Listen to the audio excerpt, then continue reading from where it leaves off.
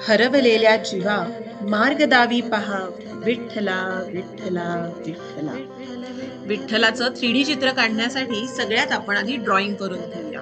यासाठी आपल्याला मोठा यू शेप काढायचा आहे आणि म्हणजे हा चेहरा झाला आणि त्याच्यावर मुकुट काढण्यासाठी या यू शेपला वरच्या बाजूला छोटे 2 सी, उलटा आणि सुलटा सी, त्याच्यावर तशीच पॅरलल कर्व लाईन, वरच्या बाजूला दोन्ही साइडला 2 उभ्या रेषा आणि परत पॅरलल कर्व लाईन आपण काढली. सेम प्रोसेस आपल्याला रिपीट करायचे, फक्त या वेळेला वरच्या ज्या 2 उभ्या रेषा आहेत त्या थोड्याशा मोठ्या आणि थोड्या आतल्या बाजूला झुकलेल्या काढायच्या.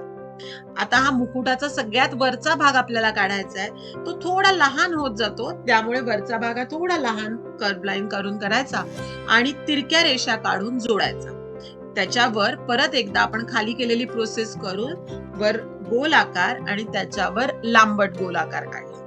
तिरक्या बाजूला लहान मोठा गोल त्रिकोण आणि खाली लाईन काढून आपण विठ्ठलाचा गोंडा तयार केलाय. चेहरा हा 3D दाखवायचा असल्यामुळे चेहऱ्याचे 3 भाग केलेत आणि दोन्ही बाजूला विठ्ठलाचे कान काढून घेतलेत. त्याच्या खाली माशाचे 2 आकार हे सिमेट्रिकल आहेत, त्यामुळे थोडा अंदाज घेत करायचं. आधी एक मासा काढून घ्यायचा आणि त्याच्याच लाईन मध्ये दुसरीकडे दुसरा मासा काढून घ्यायचा. हे आकार तुम्ही तुमच्या पद्धतीने सोपे देखील अजून करू शकता. विठ्ठलाच्या खाली, चेहऱ्याच्या खाली 2 तिरक्या रेषा आणि एका अर्धवर्तुळाने त्या जोडल्या. इथे आपण 3D रंग भरणार आहोत आणि सगळ्यात महत्वाचा म्हणजे विठ्ठलाचा नाम. वरच्या बाजूला गोल आणि खाली व्ही सारखा आकार करून हा नाम आपल्याला काढायचा आहे. आणि चला आता 3D रंग भरायला सुरुवात करूया. महाराष्ट्रात वारकऱ्यांचा महोत्सव सुरू झालाय. अहो म्हणजे पंढरीची वारी सुरू झाली आहे. यासाठीच तर आपण ही विठोबाची रांगोळी काढतोय. या एकादशीला ही रांगोळी काढायला अजिबात विसरू नका. आणि त्याच बरोबरीने मित्रकला चॅनलला सबस्क्राईब करायला देखील विसरू नका. तुम्ही जर हा व्हिडिओ मोबाईल वरून बघत असाल तर तुम्ही अशा प्रकारे सबस्क्राईब करू शकता. तुम्हाला हा व्हिडिओ जर व्हॉट्सअपद्वारे आलेला असेल तर व्हिडिओ बघताना इथलं बटन असं दाबा आणि यूट्यूबच्या ॲपवर जाऊन सबस्क्राईब करा.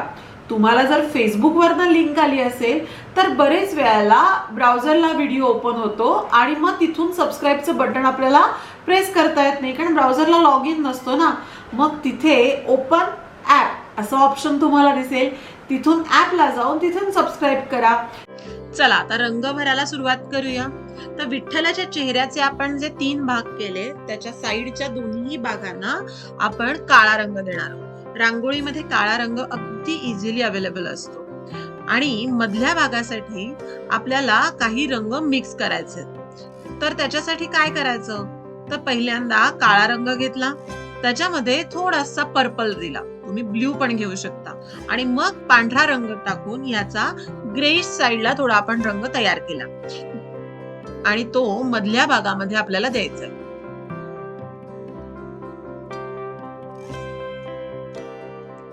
प्रत्येक वेळी रंग भरून झाल्यानंतर तो सारखा करायला मात्र विसरायचं नाही.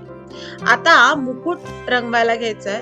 याच्यासाठी काय, मुकुटाचे जे खाली गेलेले पार्ट आहे तर ते 3D वाटण्यासाठी तिथे डार्क रंग द्यायचा होता, म्हणून आपण तिथे लाल रंग दिलाय.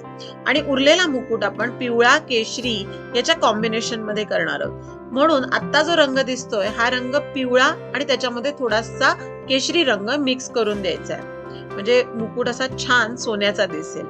मग वरच्या बाजूला जिथे छोट्या लाईन आहेत तिथे ऑरेंज कलर भरून घ्यायचा आहे आपल्याला आणि त्याच्यावर ऑरेंज आणि येलो याचं कॉम्बिनेशन करायचं आहे. मुकुटाचा जो सगळ्यात मोठा भाग आहे याच्यावर पिवळा रंग देतोय, म्हणजे तो असा छान सोनेरी मुकुट शोभून दिसेल. बरोबर आहे ना?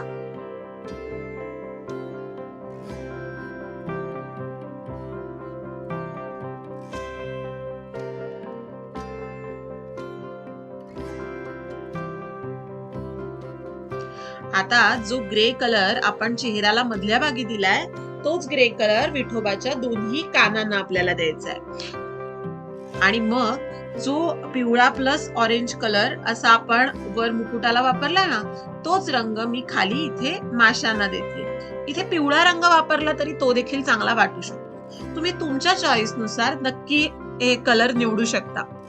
आता मुकुट खूप प्लेन वाटत होता, त्यामुळे त्याच्यावर थोडं डिझाईन केलं. अगदी सोपं डिझाईन केलंय, म्हणजे ऑरेंज कलरने ठिपके काढलेत आणि मग त्याला पिवळ्या रंगाने आणि थोडासा पांढरा रंग वापरून सर्कल आणि रेषा काढल्या. गोंड्याच्या ट्रायंगलला ऑरेंज कलर भरलाय आणि खाली पांढऱ्या रंगाचे चक्क ठिपके ठेवलेत. त्यामुळे गोंडा असा छान मोत्याचा मस्त दिसतो. आणि त्याच्या गोंड्याच्या खालचे जे लोकरीचे गोंडे असतात ना, ते दाखवण्यासाठी तिथे लाल रंग वापरला. विठ्ठलाच्या चेहऱ्या खालचा जो आपण आकार काढलाय तो 3D वाटण्यासाठी ऑरेंज आणि रेड कलरचं कॉम्बिनेशन तिथे आपल्याला करायचंय. आणि मग त्याचं असे छान जरतारी काठ दाखवण्यासाठी खालच्या बाजूला ऑरेंज प्लस येलो कलर जो आपण तयार केलाय तो वापरला आणि जिथे लाईट कलर आहे म्हणजे जिथे ऑरेंज कलर आहे त्याच्या खाली जर दिसण्यासाठी पिवळा रंग वापरला. आता सगळ्यात महत्वाचं काम म्हणजे विठ्ठलाचा नाम. हा नाम एकदम पिवळ्या रंगाने आपल्याला द्यायचा आहे, म्हणजे तो छान उठून दिसेल.